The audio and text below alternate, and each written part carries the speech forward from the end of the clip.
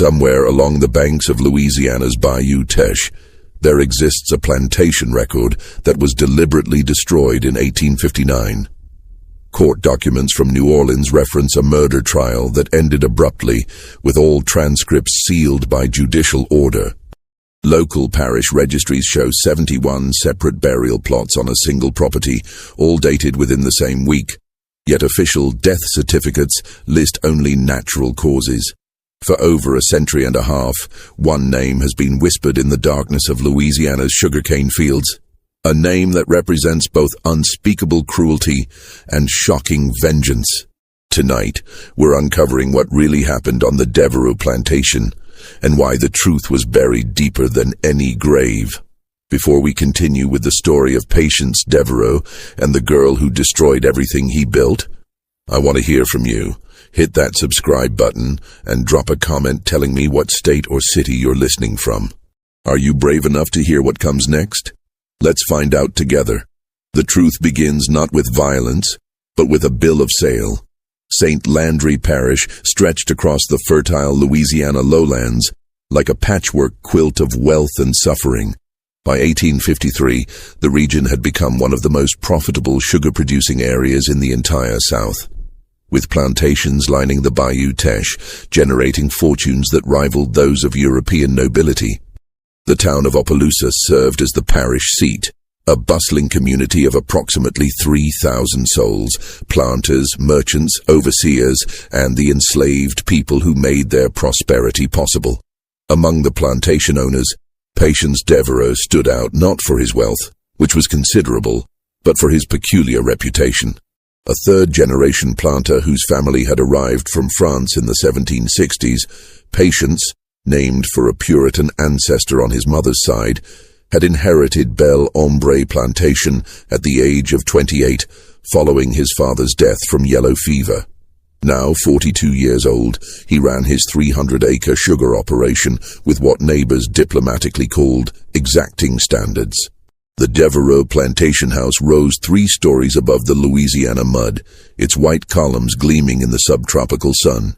73 enslaved people worked the property, in the fields, the sugar mill, the house, and the various outbuildings that made up the complex machinery of plantation life. The property was profitable, producing nearly 200 hogsheads of sugar annually, enough to maintain Devereaux's position among the parish's elite planters. But Belle Ombre harbored a secret that even the most callous of Devereaux's fellow planters would have found disturbing. Devereaux himself cut an imposing figure, tall and lean, with the kind of angular features that suggested aristocratic breeding. He dressed impeccably, favoring dark suits even in Louisiana's oppressive heat, and maintained a neat beard in the French style. He was educated, having spent 2 years studying in New Orleans, and could quote extensively from both the Bible and various classical texts. He attended church every Sunday at St. Landry Catholic Church, sitting in the Devereaux family pew that his grandfather had purchased in 1791. His wife, Claudette, had died in childbirth 7 years earlier, along with their infant son. Since then, Devereaux had lived alone in the big house, attended by a rotating staff of house servants who, neighbors noticed, rarely lasted more than a few months before being transferred to field work or sold away entirely. The spring of 1853 brought changes to Belle Ombre. In March, a slave trader named Rufus Gaines arrived from Mobile with a coffle of 22 enslaved people, recently imported through the illegal but thriving interstate trade. Among them was a girl of approximately 14 years, though her exact age would never be firmly established. The trader's manifest listed her simply as Negro girl, field hand, healthy stock. She had been born somewhere in Virginia, separated from her mother at age 7 when the estate she belonged to was liquidated to pay debts. Since then, she had passed through 5 different owners, moving steadily southward through the domestic slave trade, each sale taking her further from anything she had known. By the time she reached Louisiana, she had learned to keep her eyes down, her voice silent, and her thoughts hidden behind a mask of compliance. Devereaux purchased her for $800, a significant sum that raised eyebrows among the other planters present at the sale. Field hands typically sold for $500 to $600. But Devereux had specific requirements, and this girl met them precisely. Young, strong enough for work, but small-framed and isolated, with no family connections on any nearby plantation. The bill of sale listed her as Clara, though she would later claim this was not her true name, merely the latest in a series of names given to her by successive owners, each one stripping away more of who she had been. What happened next would transform her into something else entirely. Clara's first month at Bel Hombre passed in the rhythm common to plantation life. She was assigned to the big house, initially working in the kitchen under the supervision of Aunt Rachel, an older woman who had served the Devereux family for 30 years. The work was demanding, rising before dawn to prepare breakfast, maintaining fires, cleaning, washing, and 100 other tasks that kept the household running. But Clara quickly sensed something wrong in the atmosphere of Bel Hombre. The other house servants moved with a particular kind of tension, their eyes darting toward Devereux whenever he entered a room. Conversation stopped abruptly when he approached, and there were absences. Servants who disappeared from the house staff without explanation, replaced by new faces who carried the same haunted expression within weeks. Aunt Rachel tried to warn her, in the careful, coded language that enslaved people use to communicate dangerous truths. Master Devereux, he got particular ways, she said one evening as they scrubbed pots in the kitchen house. You mind yourself, child. Keep your head down, do your work. Don't never give him cause to notice you special. But it was already too late. On a humid night in late April, Devereux summoned Clara to his study. The room smelled of tobacco and old leather, lit by oil lamps that cast wavering shadows across walls lined with books. Devereux sat behind a massive desk of imported mahogany, his face impassive as he regarded her. You can read, can't you? He asked. The question was dangerous. Literacy among enslaved people was illegal in Louisiana, punishable by whipping or worse. Clara kept her eyes fixed on the floor. No, sir. Don't lie to me. His voice remained calm, almost conversational. I saw you looking at the newspaper I left in the dining room. Your eyes were moving across the words. The silence stretched between them, heavy with threat. I asked you a question. Devereux continued. Can you read? Clara's mind raced through possible responses, calculating which lie might save her.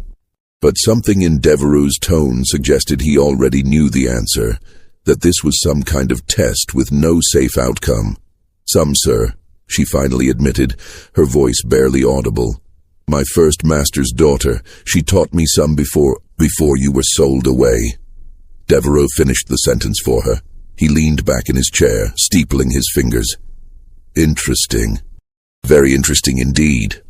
What Clara didn't know, couldn't have known, was that Patience Devereux had been searching for exactly this combination of attributes. He needed someone literate, someone isolated, someone who could be molded to his purposes, someone who wouldn't be missed. Over the following weeks, Clara's duties shifted. She was assigned to clean Devereux's private rooms, to organize his papers, to assist him with correspondence. The work itself seemed almost easier than her previous tasks, but it came with a price that became clear incrementally through small degradations that built upon each other like layers of sediment. Devereux began requiring her presence in his study every evening, ostensibly to help with paperwork, but the tasks grew stranger. He would dictate passages from the Bible, making her copy them repeatedly, checking her penmanship with critical eyes. He would quiz her on scripture, punishing wrong answers with hours of standing motionless in corners, or denial of meals, or small physical punishments that left no visible marks. A twisted finger bent back until she gasped, pressure applied to the soft spaces behind her ears, his grip on her arm just tight enough to bruise bone deep without breaking skin. You need to be corrected, he would say in that same calm, conversational tone. These are lessons in obedience, in submission to proper authority. Do you understand? The other house servants watched with knowing eyes and said nothing.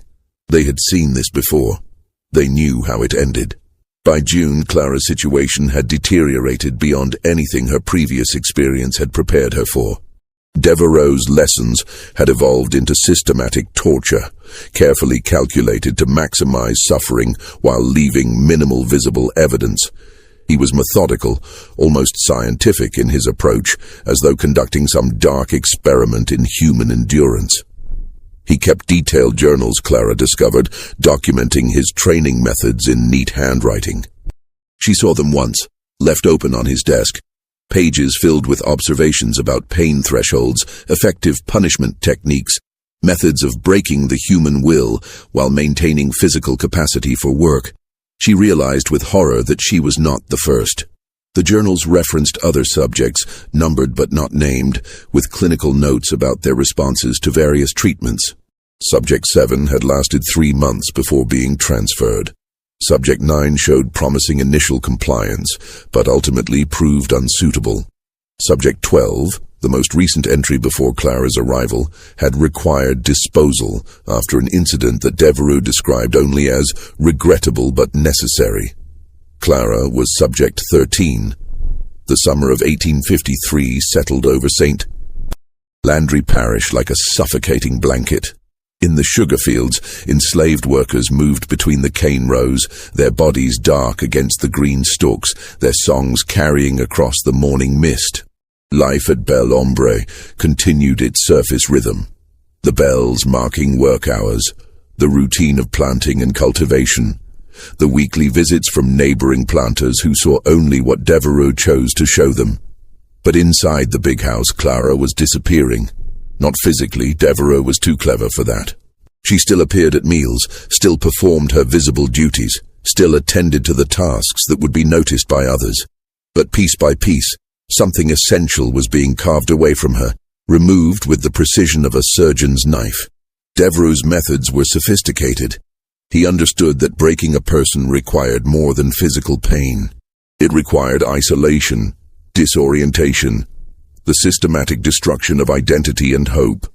He rotated his punishments to prevent adaptation, mixed rewards with cruelty to create confusion, used sleep deprivation and forced wakefulness to blur the boundaries of reality. Some nights, he would summon her to read aloud from his favorite texts, passages from the Old Testament about masters and servants, obedience and punishment, the divine order of hierarchy.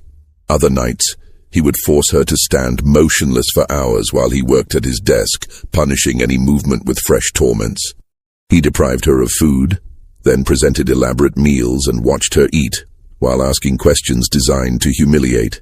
He gave her tasks impossible to complete, then punished the inevitable failures with methodical cruelty. Through it all, he maintained his facade of respectability. On Sundays, he attended church services, standing to sing hymns with his rich baritone voice. He hosted dinner parties where he entertained neighboring planters with discussions of sugar prices and political developments. He was known as a cultured man, perhaps a bit reserved since his wife's death, but hardly worthy of suspicion. The other enslaved people at Bel Ombre knew, of course. They always knew, but what could they do? Speaking out meant death, or worse, being sold away to the brutal sugar plantations further south, where life expectancy was measured in years rather than decades. So they averted their eyes and whispered prayers and tried not to think about the sounds that sometimes echoed from the big house late at night. Aunt Rachel tried once to intervene. She approached the overseer, a man named Dalton who managed the field operations, and carefully suggested that Clara was being worked too hard, that perhaps she should be reassigned to other duties. Dalton listened with an impassive expression, then reported the conversation directly to Devereaux. Rachel spent 3 days in the punishment shed, a small building behind the sugar mill where infractions were corrected, emerging with fresh scars on her back and a new understanding of the boundaries of what could be risked. She never spoke of Clara again, though sometimes Clara would find small things left for her, a piece of cornbread wrapped in cloth, a cup of water placed where she would find it, small gestures of solidarity that carried enormous risk. As summer turned toward fall, Clara began to change in ways that went beyond the physical. Something was hardening inside her, crystallizing through the heat of her suffering into a form that even she didn't fully recognize. The mask of compliance remained, but behind it, something else was growing. Not hope, which Devereaux had systematically destroyed, but something colder and more durable. Calculation. She began to study Devereaux the way he studied her, learning his patterns and habits, his strengths and vulnerabilities. She observed which days he drank heavily from the crystal decanter in his study, how the alcohol made him careless. She noticed that he kept the key to his private rooms on a chain around his neck, but that he removed it before sleeping. She learned the layout of the house with the detailed precision of someone planning an escape, counting steps in the darkness, memorizing the locations of loose floorboards and squeaking hinges. She also began to understand the full scope of what Devereaux had been doing. Through careful observation and pieced together fragments of overheard conversation, she realized that she was far from his first victim. Over the past decade, at least a dozen enslaved people, always young, always isolated, always purchased from distant sellers, had passed through his hands and disappeared. Some had been sold away, their spirits broken. Others had died, their deaths attributed to disease or accident. One, the girl who had preceded Clara by only 4 months, had been found drowned in the bayou. Her death ruled a suicide despite the suspicious circumstances. The truth Clara was discovering would have shocked even the hardened planters of St. Landry Parish. If you're finding this story as disturbing as it is compelling, hit that like button and leave a comment with your thoughts. What would you have done in Clara's position? Let's find out together what happened next. What Clara didn't yet know was that Devereaux had begun planning her disposal. In his journal, he had started making notes about her deteriorating usefulness and increasing risk of detection. He had already contacted the trader Rufus Gaines about potential buyers in the Deep South, places where questions wouldn't be asked and records wouldn't be kept. Clara had perhaps 2 weeks before she would be sold away, or worse. October arrived with its deceptive coolness, the brutal heat of summer giving way to temperatures that made fieldwork almost bearable. The sugarcane stood tall and ready for harvest, and Bel Hombre prepared for the grinding season, the most intense and profitable period of the plantation year, when the cane would be cut and processed into raw sugar in a round-the-clock operation that would consume everyone's energy for weeks. Devereaux's mood had shifted in ways that Clara recognized as dangerous. He had become almost jovial, sometimes humming to himself as he worked at his desk.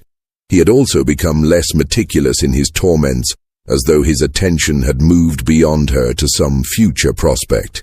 She understood why, when she overheard a conversation between Devereaux and his overseer in early October.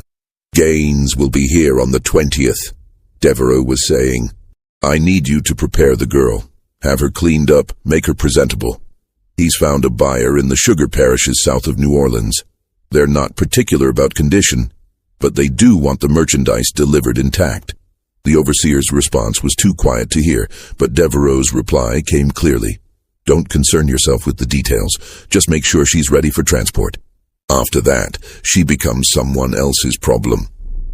Clara's heart pounded as she absorbed this information.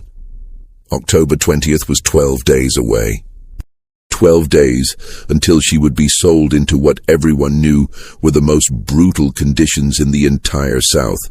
The vast sugar plantations where enslaved people were worked to death and replaced like worn-out tools, where life expectancy was 3 to 5 years, where survival itself was considered a form of extraordinary luck.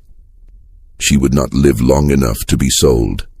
The decision formed in her mind, not as a conscious choice but as an inevitability, like water finding its path downhill. She could not escape. The patrol system was too efficient, the geography too hostile to runaways, especially a young woman traveling alone. She could not appeal to authorities. The law itself considered her property, not a person with rights to protection. She could not hope for rescue or intervention. Everyone who knew of her situation had already demonstrated their powerlessness or unwillingness to act. But she could act herself. That night, Clara took inventory of her resources. They were pitifully few. Her knowledge of the house, her literacy, her familiarity with Devereux's routines, and her access to his private rooms. She also had something else. Something that Devereux himself had given her without realizing it. A detailed understanding of anatomy and infliction of pain, learned from observing his methods, from enduring them, from reading the clinical descriptions in his journals. She began to plan with the same methodical care that Devereux had applied to her destruction. The tools she needed were readily available in any plantation household. The sugar mill had sharp implements for cutting cane. The kitchen held knives of various sizes. The carpentry shop contained saws and axes.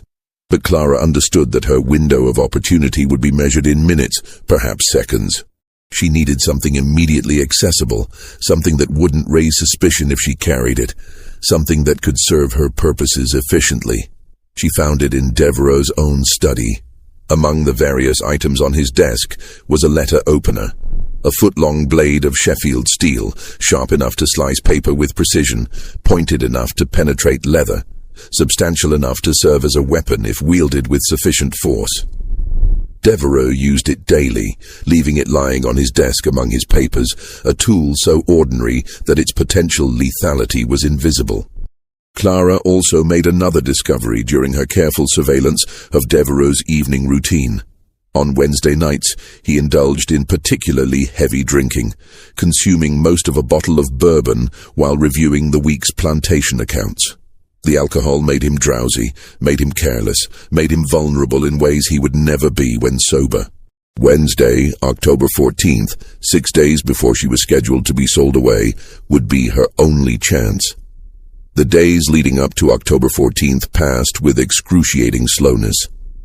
Clara moved through her routine with mechanical precision, her mind operating on 2 levels simultaneously, performing her duties while constantly reviewing her plan, searching for flaws, calculating probabilities, preparing for contingencies. She was terrified. The fear lived in her stomach like a physical thing, making food difficult to swallow, making sleep impossible. But underneath the fear was something else. Something that burned with a cold, steady flame. Not hatred, exactly. Hatred was too hot, too consuming. This was something colder and more durable. A commitment to action regardless of consequence. An acceptance of whatever price would need to be paid. The plantation continued its rhythms around her, oblivious to the storm gathering in one girl's heart. In the fields, the cane stood ready for harvest, its tall stalks rustling in the October breeze. In the sugar mill, the overseer Dalton supervised repairs to the grinding equipment, preparing for the intense weeks ahead when the mill would run day and night. In the quarters, enslaved families gathered after dark, sharing meals and stories, creating moments of humanity in a system designed to deny it. Clara observed all of this with a strange detachment, as though she were already a ghost, already separated from the world of the living. She found herself noticing details she had never paid attention to before. The way morning light caught in spider webs strung between the porch columns, the particular sound of Aunt Rachel's humming as she worked in the kitchen, the smell of wood smoke drifting across the yard in the evening. These things seemed suddenly precious, suddenly worthy of attention, as though her mind was cataloguing them for a future that might not include such observations. On Monday, October 12th, a traveling preacher arrived at Bel Ombre. This was common practice in rural Louisiana, circuit-riding ministers who moved from plantation to plantation, conducting services for enslaved communities who were permitted to gather for worship under supervised conditions. The preacher, a thin man named Reverend Caldwell, set up in the cleared space behind the quarters, and Devereux graciously permitted his enslaved workers to attend the evening service. Clara went, because absence would be noticed, would raise questions. She sat at the back of the gathered crowd, perhaps 80 people assembled in the fading light, and listened as Reverend Caldwell preached about deliverance. His text was from Exodus, the story of Moses leading the Hebrew people out of bondage in Egypt, the plagues that fell upon their oppressors, the parting of the Red Sea. "The Lord sees your suffering," Caldwell proclaimed, his voice carrying across the crowd. "He hears your cries, and in His time, in His way, He will deliver you from bondage. You must have faith. You must believe that justice, though delayed, will surely come." The words washed over Clara like water over stone. She had heard such promises before, had clung to them during her darkest moments, had prayed for deliverance until her voice was hoarse and her knees were bruised from kneeling. But deliverance had not come. Justice had not arrived. God, if He existed, seemed remarkably uninterested in the sufferings of enslaved people in Louisiana. She would not wait for divine intervention. She would create her own deliverance, deliver her own justice, even if the price was her life. After the service, as people dispersed back to their cabins, Aunt Rachel approached Clara with unusual directness. The older woman's face was deeply lined, her hands gnarled from decades of labor, but her eyes were sharp and knowing. "Child," she said quietly, positioning herself so that their conversation would appear casual to any observer. "Whatever you're planning, don't do it." Clara felt her heart skip. "I don't know what you mean." "Yes, you do." Rachel's voice was gentle but firm. "I seen that look before. I seen it on the face of a boy named Samuel maybe 10 years back. He had that same expression you're wearing now, like someone who's decided dying is better than living. You know what happened to Samuel?" Clara shook her head. "They caught him before he could do whatever he was planning. Beat him so bad he couldn't walk for a month. Then they sold him to a trader heading for the cotton fields in Mississippi. I heard he died within a year, worked to death in the hot sun." Rachel paused, letting the lesson sink in. "Whatever Master Devereaux done to you, child, it ain't worth throwing your life away." "My life is already thrown away," Clara said, surprised by the steadiness of her own voice. "I'm being sold on the 20th, to the sugar parishes south of New Orleans. You know what that means." Rachel's expression shifted, genuine distress crossing her weathered features. "Oh, child, no, not there. So tell me, Aunt Rachel, what's the difference between dying quickly and dying slowly? At least one way I get to choose. At least one way I get to take something with me when I go." The older woman was silent for a long moment, her eyes searching Clara's face. Then, slowly, she nodded. "I can't stop you, I know that. But I can tell you this, if you're gonna do what I think you're gonna do, you make sure you finish it. Don't leave him alive to tell what happened. Don't give him chance to hurt nobody else, you understand?" "I understand." Rachel reached out and squeezed Clara's hand, a gesture so brief that anyone watching would have missed it. "May the Lord have mercy on your soul, child, and may He have none on his."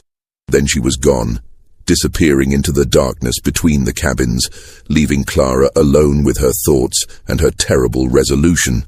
Tuesday, October 13th, dawned grey and cool, with low clouds promising rain that never came.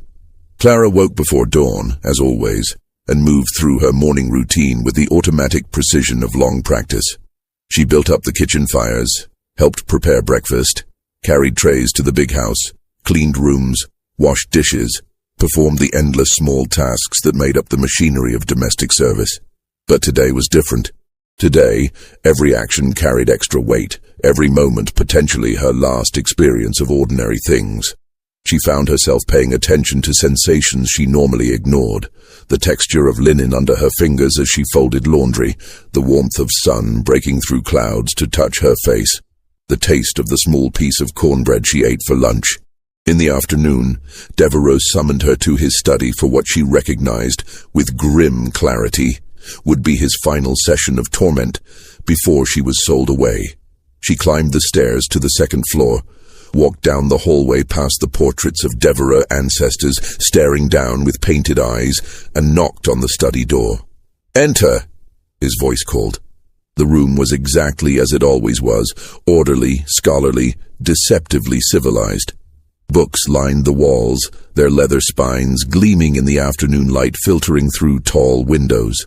Devereaux's desk dominated the center of the room. its surface covered with neat stacks of papers, ledgers, correspondence. The crystal decanter of bourbon sat in its usual place, along with 2 glasses. Oil lamps waited to be lit when evening came. Devereux sat behind his desk, dressed impeccably as always in a dark suit and crisp white shirt. He looked up as Clara entered, his expression mild, almost pleasant. "Ah, Clara, come in. Close the door. Sit down." He gestured to the straight-backed chair positioned before his desk, the chair where Clara had spent so many hours enduring his particular brand of education. She sat, keeping her eyes downcast in the posture of submission he demanded. "I want to talk to you about your future," Devereux began, steepling his fingers in a gesture she had come to know well. "Mr. Gaines will be arriving in a few days to complete your transfer to new ownership. I thought you might have questions about what to expect." This was new. Devereux had never before shown interest in explaining or justifying his decisions. The novelty of it was almost surreal. "I have no questions, sir," Clara said quietly. "No? You're not curious about where you're going, what kind of work you'll be doing?"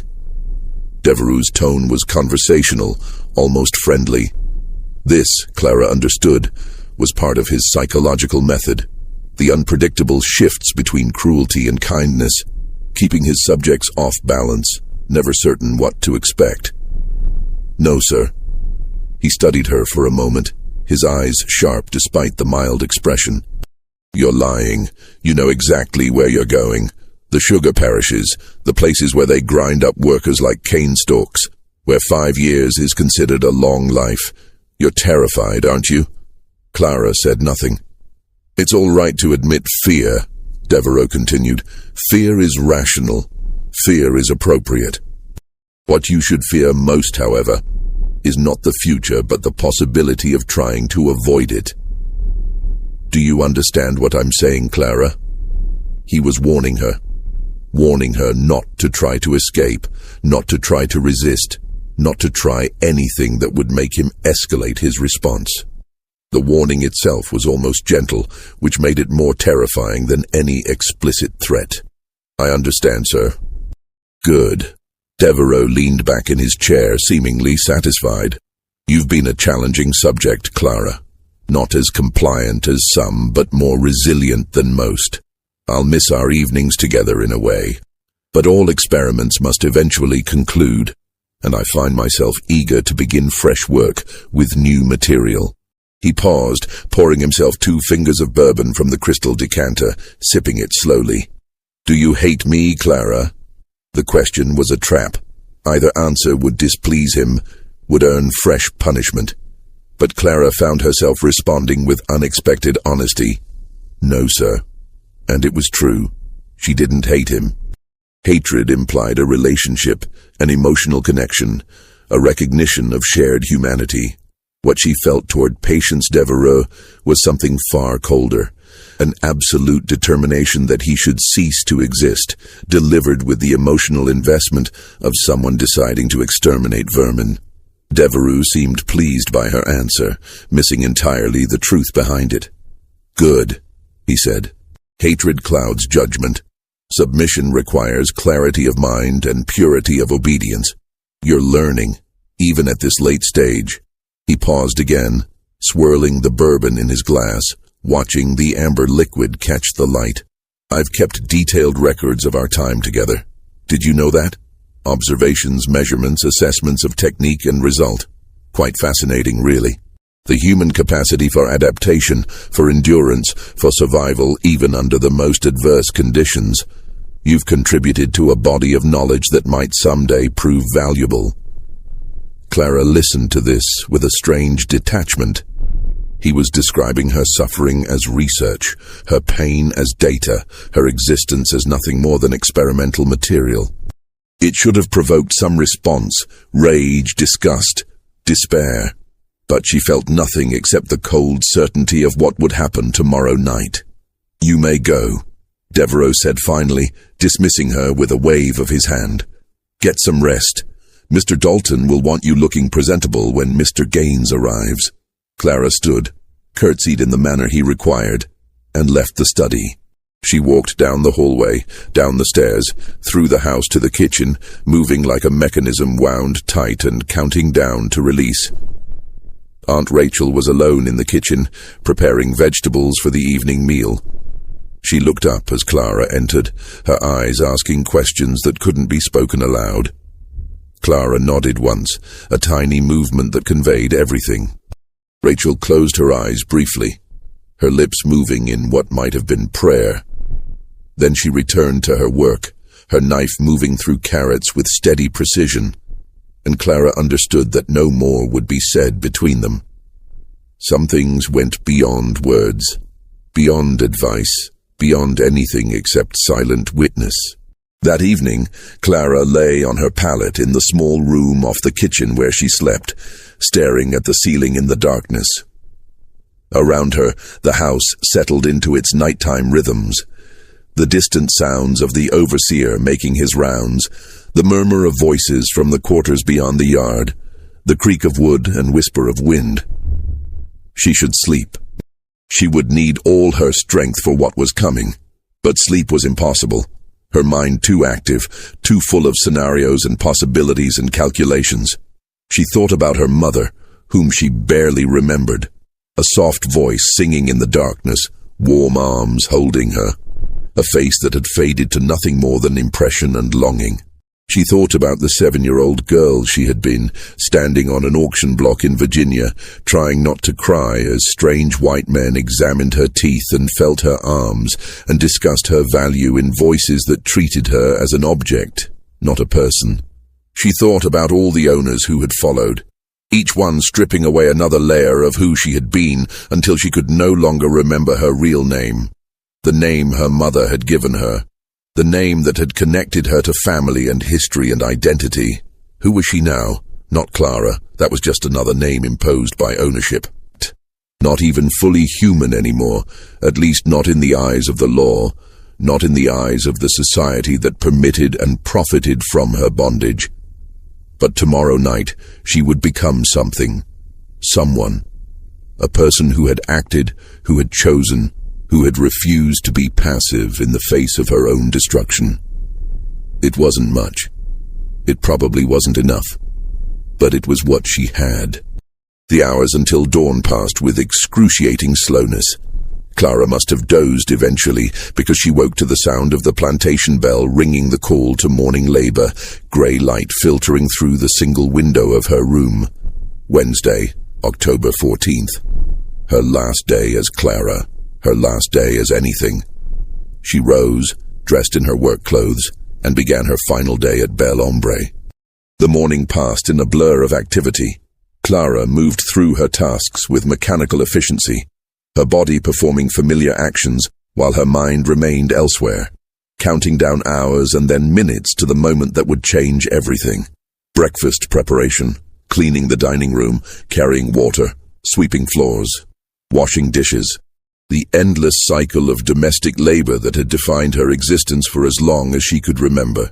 At midday, she ate a small meal of cornbread and beans, forcing herself to swallow despite the knot of tension in her stomach. She would need energy. She would need strength. She could not afford weakness. In the afternoon, she found herself alone in Devereaux's study during her routine cleaning. The room was empty, Devereaux having gone to inspect the sugar mill with his overseer. This was her opportunity. The letter opener lay on his desk among various papers and correspondence, its Sheffield steel blade catching the afternoon light. Clara had cleaned around it 100 times, had polished its brass handle, had never considered it as anything except another piece of the room's furnishings. Now she saw it differently. She saw its length, a full foot from tip to handle. She saw its weight, substantial enough to penetrate leather or heavy cloth. She saw its edge, sharp enough to slice through paper with precision, sharp enough to cut flesh if wielded with force. She picked it up, testing its balance, feeling how it fit in her hand. It was heavier than she expected, more substantial, more real. This was not an abstraction anymore. This was a weapon. This was the tool that would transform intent into action. Her heart hammered in her chest as she made her decision. She couldn't wait until evening to secure it.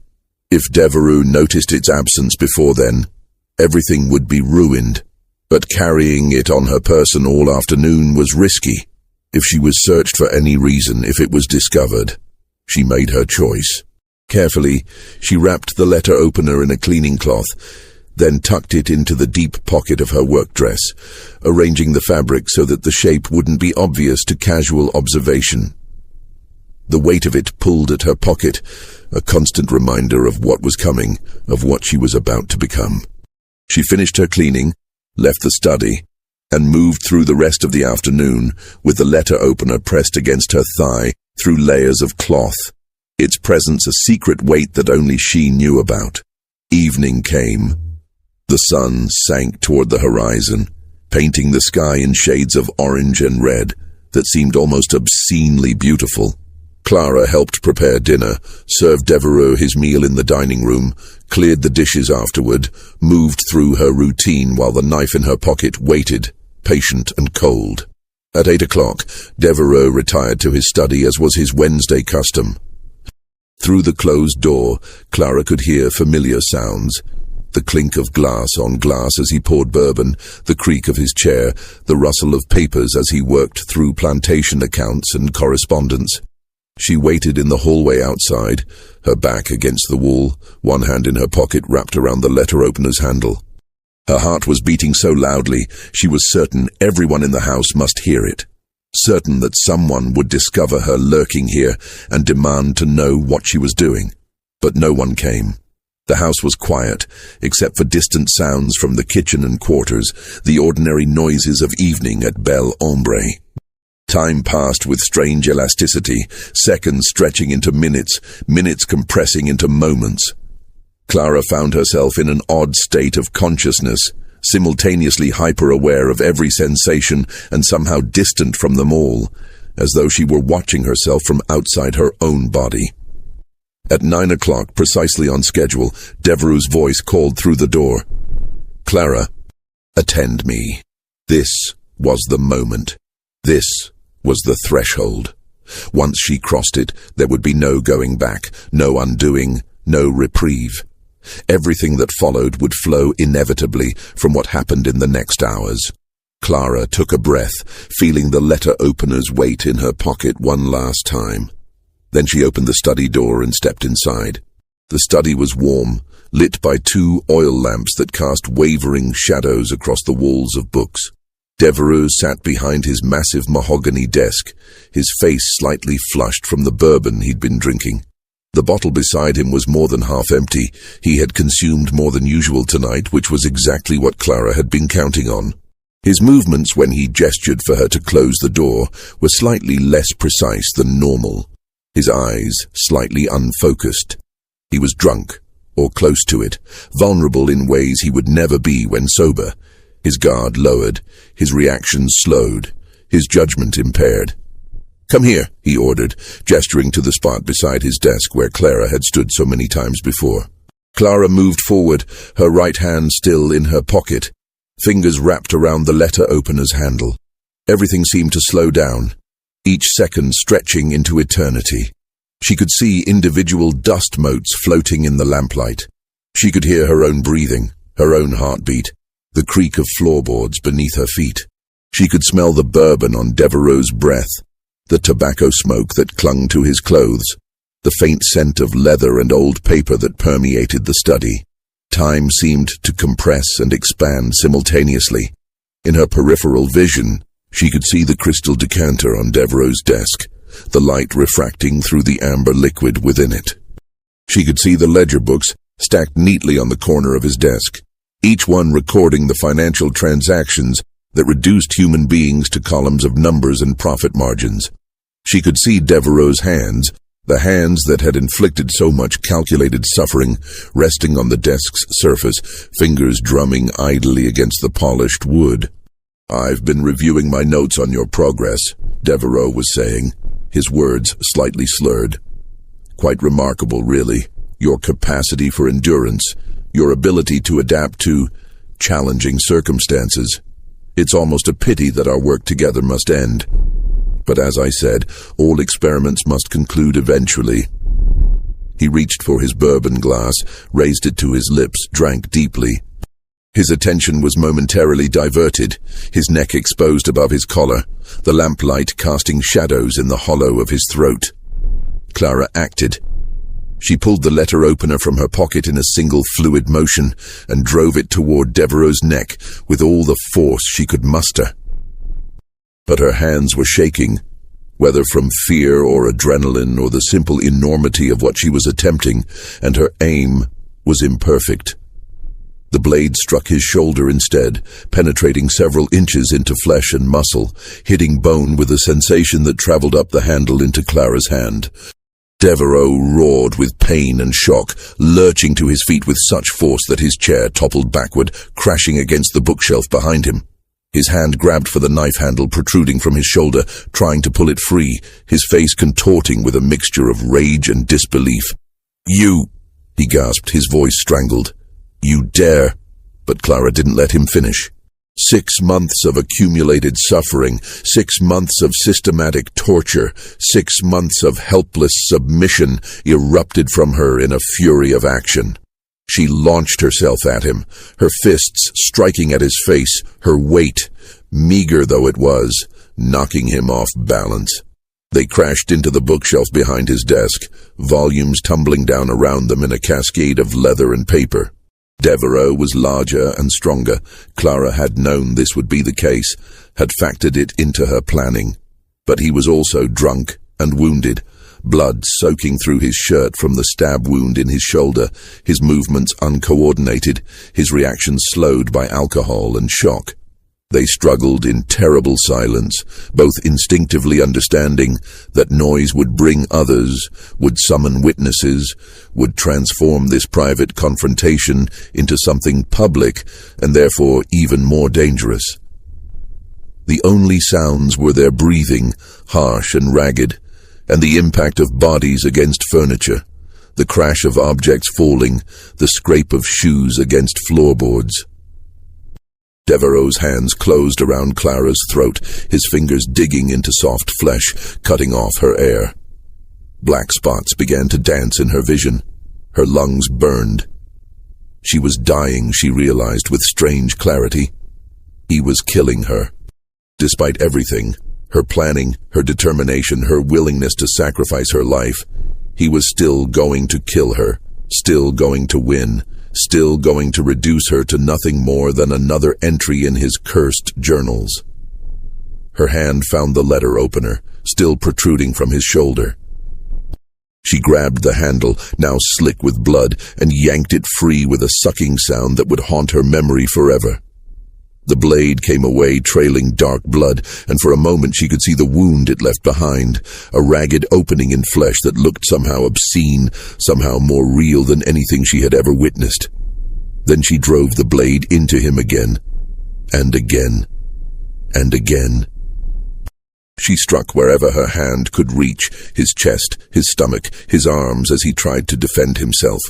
Each blow was powered by 6 months of torture, by the memory of every girl who had suffered before her, by the knowledge that survival required absolute commitment, that half measures would mean her death and his survival, and the continuation of everything he represented. Devereaux's grip on her throat weakened. He fell backward, striking his head on the corner of his desk with a sound like a mallet hitting meat, a wet, heavy sound that Clara would never be able to forget. He collapsed to the floor, blood spreading beneath him in a dark pool that caught the lamplight and gleamed like oil. He lay there, bleeding from multiple wounds, his breathing shallow and labored, his eyes wide with shock and pain, and something that might have been fear, real fear, perhaps for the first time in his privileged, cruel life. Clara stood over him, the bloody letter opener still clutched in her hand, her chest heaving, her mind strangely calm. This was the moment. This was the choice. She could run now. She could flee into the darkness and hope for escape, even though escape was nearly impossible for an enslaved woman in Louisiana, even though she would certainly be caught and killed within days. Or she could finish what she had started. She looked at Devereaux, really looked at him. This man who had purchased her like livestock, who had systematically destroyed her humanity piece by piece, who had documented his cruelty in neat handwriting as though it was science rather than sadism. This man who had done the same to at least a dozen others before her, who would certainly do it again to whoever came after her if he survived this night. And something else was operating in Clara now, something that went beyond survival or even vengeance, a methodical fury that required completion, that demanded every ounce of suffering be repaid, that insisted on a specific and terrible form of justice. She looked at the tools available in the study, the letter opener, still in her hand, its blade now dark with blood, a heavy brass candlestick on the desk, a fire poker leaning against the fireplace, various implements scattered around the room, ordinary objects that could be repurposed for extraordinary ends. Then she looked at Devereux himself, still conscious, still breathing, still aware enough to understand what was happening to him. His eyes met hers, and in them she saw something she had never seen before. Fear. Real, helpless, desperate fear. "You studied pain," Clara heard herself say, her voice strange and distant in her own ears. "You documented it. You treated it like science. You wrote about thresholds and tolerances and breaking points. Now you're going to learn everything you taught me." What followed would shock even the most hardened observers of plantation violence, would create a legend that would persist for generations, would transform Clara from victim into something else entirely, something that represented both the absolute depths of human cruelty and the absolute limits of human endurance. Clara made a decision in that moment, a decision that was both calculated and emotionally driven, both rational and insane. She would not simply kill Patience Devereux. She would dismantle him. She would reduce him to components. She would treat him the way he had treated her, as raw material for experimentation, as an object rather than a person, as something to be studied and documented and ultimately discarded. She began methodically, using the letter opener and other tools she found in the study. The brass candlestick became a hammer, the fire poker became a lever. Various implements from Devereux's desk drawers, sharp, heavy, useful objects that had served mundane purposes, were repurposed for darker work. And through it all, Clara was careful. Careful not to let Devereux die too quickly. That would be mercy, and mercy was not what this moment required.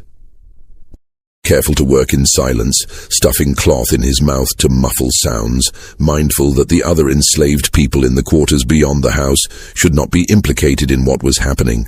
This was her action, her choice, her responsibility alone. She was also careful to apply the lessons she had learned. 6 months of systematic torture had taught her anatomy through suffering.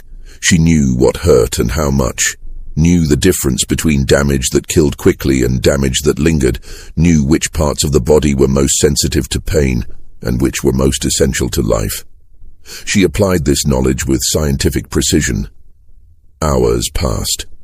The oil lamps burned low, and Clara refilled them from the reserve Devereux kept in a cabinet, the mundane action surreal in the context of what she was doing. The night deepened outside the study windows, the house around them silent except for the distant sounds of crickets and nightbirds and the occasional creak of settling wood. And throughout it all, Clara worked with the methodical patience of someone completing an essential task, dismantling the man who had tried to dismantle her, taking him apart piece by piece with the same clinical detachment he had shown toward his victims. She counted as she worked. It was important to count, important to document, important to mirror Devereux's own obsession with measurement and record-keeping. Each separation, each reduction, each component was noted mentally, added to a tally that grew with each passing hour. 71 pieces, she would later claim, though whether this number was literal or symbolic would never be fully determined. Perhaps it represented 1 piece for each person Devereux had enslaved on his plantation. Perhaps it corresponded to the 71 days she had endured his particular brand of torture. Perhaps it was simply the number that came to her in the heat of her terrible work, a number that felt right, that felt complete, that felt like justice. When she finally stopped, when the work was complete and nothing remained that could be called Patience Devereux except separated components arranged with terrible precision across the floor of his study, the first light of dawn had begun to filter through the windows. The sky was pale grey, the colour of ashes, the colour of endings. Clara stood in the doorway, covered in blood from her hair to her feet, the letter opener still in her hand, and looked back at what she had done.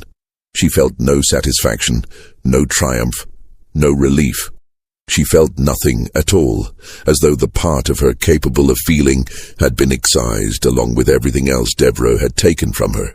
She had become exactly what he had tried to make her, something less than human, something reduced to pure function, something that existed only to serve a purpose. But the purpose she had served was her own, not his. And in that distinction lay whatever meaning could be salvaged from this night of horror. Clara walked out of the study, through the big house, down the front steps, and into the grey light of morning. Behind her the study doors stood open, revealing shadows and shapes that would haunt the imagination of everyone who eventually saw them. She walked down the gravel drive toward the main road, her bare feet leaving bloody footprints on the pale stones. She walked past the fields where enslaved workers were beginning to gather for the day's labor, their voices falling silent as they saw her, their faces registering shock and fear and something else, something that might have been recognition or understanding or a terrible kind of hope. She walked until she reached the main road, where she simply stopped and waited, the letter opener hanging loosely from her hand, her face expressionless, her eyes fixed on some distant point that only she could see. She didn't try to hide. She didn't try to run. She had done what she came to do, and now she would face whatever consequences followed. The patrol found her 3 hours later, still standing in the same spot, still holding the bloody knife, her dress stiff with dried blood, her face empty of everything except exhaustion. When the sheriff asked her what had happened, she answered in a voice devoid of emotion, "I killed Patience Devereux. He needed killing. I regret nothing, except that I can only kill him once." Oh, the discovery of Patience Devereux's remains triggered chaos across St. Landry Parish. When the overseer Dalton entered the study at dawn to review the day's work assignments, finding the door standing open, finding the silence within somehow worse than any sound, he discovered a scene that would haunt him for the rest of his life. His screams brought the other house servants running. Aunt Rachel arrived first, took one look through the doorway, and immediately began herding the others away, preventing them from seeing what lay inside. But it was too late. They had glimpsed enough. Word spread through the quarters within minutes, carried on whispered breaths and horrified expressions. The parish sheriff arrived within hours, accompanied by a coroner named Harding and half a dozen armed deputies. They sealed the study and began documenting what they found with grim efficiency. The coroner, a man who had performed autopsies on yellow fever victims and battlefield casualties during the Mexican War, emerged from the room pale and shaken, refusing to provide details about what he had witnessed beyond the bare minimum required for his official report. "I've seen men torn apart by cannon fire," Harding told the sheriff, his voice unsteady. "I've examined bodies pulled from the river after weeks in the water. I've cut open cholera victims and dissected corpses in anatomy classes. But I have never, in 20 years of medical practice, seen anything like what's in that room. It's not human. It's not possible. He couldn't finish the sentence. The sheriff, a man named Boudreau, who had served in his position for 15 years, took his own look at the study. He stayed inside for perhaps 5 minutes before emerging, his face grey, his hands shaking as he fumbled for his pipe. He smoked 3 bowls of tobacco in rapid succession before he felt composed enough to issue orders. "No one speaks of what's in that room," he told his deputies. "Not to your families, not to your friends, not to anyone. Whatever we saw in there, it doesn't leave bel hombre. Is that understood?" The deputies nodded, their faces reflecting the same shock that Boudreau felt. By noon, news of Devereux's death had spread across the parish, though the details remained carefully obscured. The official story, released by Sheriff Boudreau after consultation with the parish judge and several prominent planters, stated only that Patience Devereux had been murdered by an enslaved woman in his household who was subsequently apprehended by authorities. But rumors spread faster than official statements, carried on the lips of enslaved people who whispered to each other in the fields, of house servants who spoke in coded language to their counterparts on other plantations, of freed men and poor whites who gathered in Opelousas taverns and speculated about what had really happened at Belle Ombre. The numbers varied. Some said Devereux had been cut into 50 pieces, others claimed 100. Some said the girl had drunk his blood. Others insisted she had eaten his heart. The truth was lost in a swirl of rumor and counter-rumor, each version more extreme than the last. What was not rumor was the response of the enslaved community. Within days of Devereux's death, something unprecedented began to happen across St. Landry Parish. Enslaved people started refusing to work. Not violently, not through organized uprising, but simply through quiet, firm resistance. They gathered in their quarters and in the woods, refusing to go to the fields, refusing to respond to threats or punishments, refusing to disperse. Within a week, more than 200 people had assembled in hidden camps in the forests and swamps surrounding Belle Ombre. They built fires and shared food and waited. No demands were made, no manifestos were issued. They simply existed in a state of collective refusal, and their very presence sent waves of terror through the planter class. It was the closest thing to organized resistance that Louisiana had seen since the German Coast Uprising of 1811, and it terrified the white population. Patrols were doubled, then tripled. Militia units were called up. Armed planters rode the roads between plantations, searching for signs of further insurrection. But the assembled enslaved people remained peaceful. They committed no violence. They threatened no one. They simply refused to work until the girl, Clara, or whatever her name was, received what they called justice. The problem, from the perspective of Louisiana's legal system, was what exactly that meant. Under the state's black code, enslaved people who murdered their masters were to be executed swiftly and publicly, their deaths serving as warnings to prevent further insurrection. But the circumstances of this case presented unusual complications that made the usual procedures impossible to follow. First, there was the matter of Devereux's study. When authorities searched it thoroughly, they discovered his journals.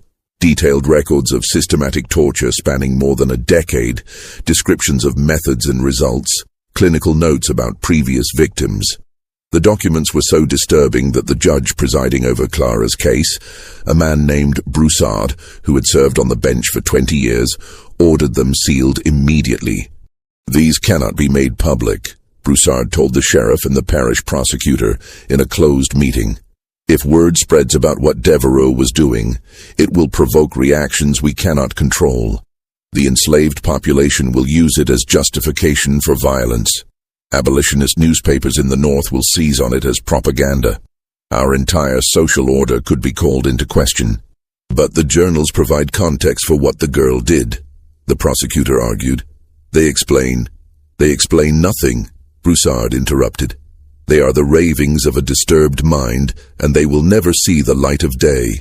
Seal them. Lock them away. They are not to be referenced in any court proceeding, is that clear?" So the journals were removed from evidence, placed in a sealed box, and stored in the parish courthouse vault, where they would remain, officially at least, for the next century and a half. Second, there was the question of how Clara had accomplished what she did. The physical evidence suggested a sustained assault lasting hours, requiring strength and determination that seemed implausible for someone of her size and condition. Medical experts brought in to examine the study were baffled by the precision of what had been done, the apparent anatomical knowledge required, the sheer physical endurance necessary to complete such work. "It's not possible," one doctor insisted. "A girl of her size and strength simply could not have done this alone. There must have been others involved, multiple assailants working together." But Clara, when questioned, maintained that she had acted alone. "No one helped me," she stated flatly during her one and only interrogation. "No one knew what I was planning. This was my choice and mine alone. I will not allow others to be punished for my actions." Third, and most troubling for the parish authorities, was the continued presence of the assembled enslaved people in the forests and swamps. They showed no signs of dispersing. If anything, their numbers were growing as word spread to neighboring parishes. And while they remained peaceful, their very existence represented a challenge to authority that could not be allowed to stand. The trial itself was conducted in near total secrecy. The courtroom was closed to the public. No journalists were permitted. No transcript was made of the proceedings. Clara was represented by a court-appointed attorney named Hebert, a young lawyer who spoke perhaps 50 words on her behalf, most of them procedural formalities. The prosecution presented its case in less than an hour. Devereux was dead. Clara had confessed to killing him. The evidence was overwhelming. The law was clear. The verdict should be death, carried out publicly as a warning to others. But Judge Broussard faced an impossible situation. Executing Clara would provoke the gathered enslaved people to violence. He had no doubt of that. The parish did not have sufficient forces to control an uprising of that scale. People would die, property would be destroyed, the entire social order of the region would be threatened. On the other hand, failing to execute her would be seen as weakness, would suggest that enslaved people could murder their masters and escape justice, would encourage further resistance and rebellion. Broussard adjourned the trial without issuing a verdict, claiming he needed time to consider the legal complexities of the case. In reality, he spent the next 3 days in frantic consultations with the governor, with prominent planters, with militia commanders, trying to find a solution that would satisfy the demands of law and order without triggering the violence that everyone feared. The solution, when it came, was characteristically Southern in its combination of pragmatism and dishonesty. On October 28, 1853, Sheriff Boudreau issued a brief statement.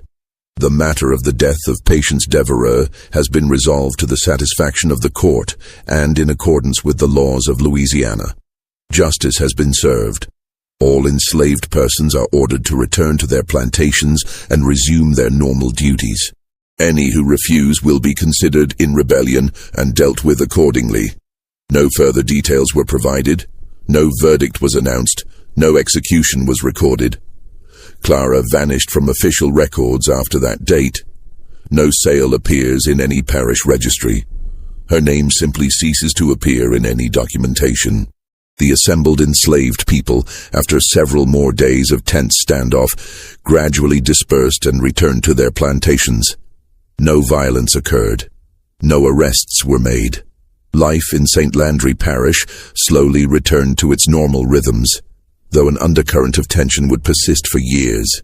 What actually happened to Clara became the subject of endless speculation and rumor. Some claimed she had been sold to a plantation in Texas, her identity obscured to prevent her from becoming a martyr. Others insisted she had been quietly executed and buried in an unmarked grave in the woods behind Bel Ombre. A few whispered that she had been helped to escape by abolitionists, smuggled north through the Underground Railroad to freedom in Canada. There was even a persistent rumor, never confirmed but never entirely dispelled, that Judge Broussard had made a deal with certain powerful interests, that Clara had been purchased by agents working for northern abolitionists, that money had changed hands, that she had been transported out of Louisiana under cover of darkness to live out her days in freedom somewhere far from the scenes of her cry. The truth, like so much else about this case, was deliberately obscured, hidden behind layers of official silence and unofficial myth-making. What is known is this. Bel Ombre Plantation was sold at auction in December 1853, purchased by a consortium of planters who divided the property among themselves. The big house was demolished the following spring, its materials salvaged or burned, the site left empty. Within 5 years, the Louisiana forest had begun to reclaim the land, vines and undergrowth covering what had once been manicured grounds and cultivated fields. The 71 burial plots mentioned in parish records, discovered by workers clearing the grounds after the auction, were never adequately explained.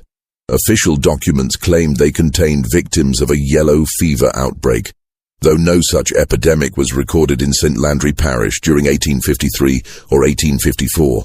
The plots were shallow, hastily dug, and contained no coffins or markers. Local historians who later researched the matter found no death certificates, no names, no explanation for why so many people would have been buried on the same property within the same week. Some speculated they were not graves at all, but rather holes dug by authorities searching for evidence, though evidence of what was never clarified.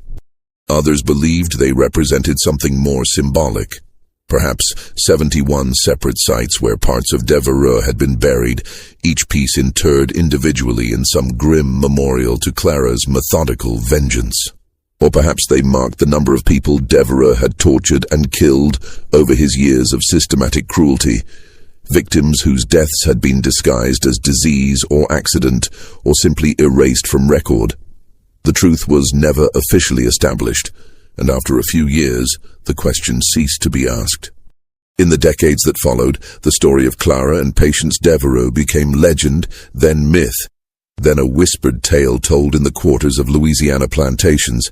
Among enslaved communities, she became a folk hero, her name, or the name she had been given, since her real name was never known, invoked as a reminder that even the most powerless person possessed the capacity for resistance, that cruelty could breed consequences, that the human spirit could not be entirely broken no matter how systematic the attempt. Among the planter class, she became a cautionary tale, rarely spoken of directly, but always present as a reminder that absolute power was never quite as absolute as it seemed, that treating enslaved people with excessive cruelty could provoke reactions that threatened the entire system on which their wealth and comfort depended. The sealed journals remained in the parish courthouse vault, officially forgotten, but occasionally rediscovered by curious clerks or historians, who were then quickly warned away from examining them too closely. Some claimed to have read portions before being stopped, reporting content so disturbing that they refused to provide details. Others insisted the journals had been destroyed decades ago, that the sealed box in the vault contained nothing but ashes and dust. The Civil War came and went. Slavery ended through federal force rather than internal collapse. Louisiana entered its long, brutal period of Reconstruction and Jim Crow, violence and resistance continuing in new forms under new names. The story of Clara faded from public memory, preserved only in oral traditions and in sealed documents that few people knew existed and fewer still were permitted to see. But in certain corners of St. Landry Parish, in certain communities with long memories, the story persisted. Older people would tell younger ones about the girl who had killed the master, who had refused to die quietly, who had taken her vengeance with methodical precision and transformed her suffering into something that could not be ignored or forgotten. Whether she lived or died, whether she found freedom or remained in bondage until emancipation, whether she ever reclaimed her true name or remained Clara forever, these questions were never answered with certainty. What remained was the undeniable fact of what she had done. On the night of October 14th, 1853, a young woman subjected to unspeakable cruelty had refused to accept that suffering as her fate. She had acted knowing that action meant almost certain death, choosing violence not from madness, but from a cold calculation that her life was already forfeit and therefore had nothing left to lose. The number 71, whether literal or symbolic, whether referring to pieces of a dismembered body or years of accumulated victims or burial plots, or some other meaning entirely, became attached to her story permanently. 71 pieces of a man who had tried to break her.